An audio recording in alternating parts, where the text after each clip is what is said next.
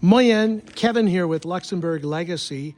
I am in Wormeldange, Luxembourg on the Moselle, and this is the birthplace and ancestral home of Nicholas E. Becker. His nickname was Becker, one of the best known Luxembourg immigrants of the 19th and early 20th century. He is considered the poet of the Luxembourgers in America. Let me tell you a bit more about him, but first of all, here is his photo with his trademark long beard.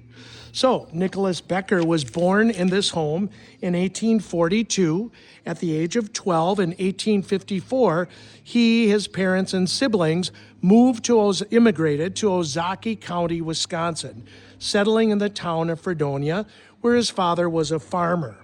Well, Nicholas was a very intellectual young man.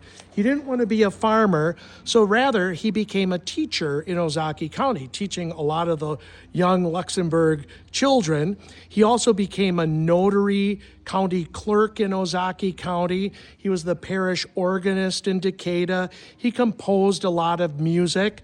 But most importantly, he was the poet of the late 19th century and early 20th century Luxembourgers.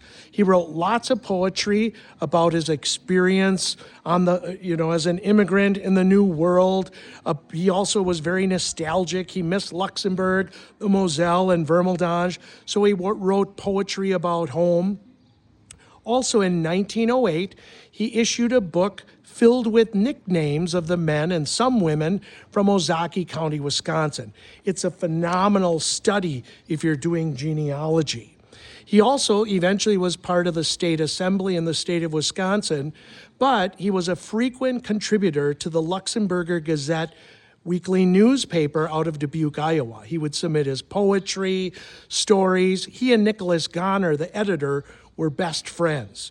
So he's a fascinating man in the history of the immigrants to America. He died in Wisconsin and is buried there 1920. He has many descendants in the Ozaukee County, Wisconsin region. So that's a little bit about Becker, the poet and the nickname guy of the Luxembourg immigrants. Eddie.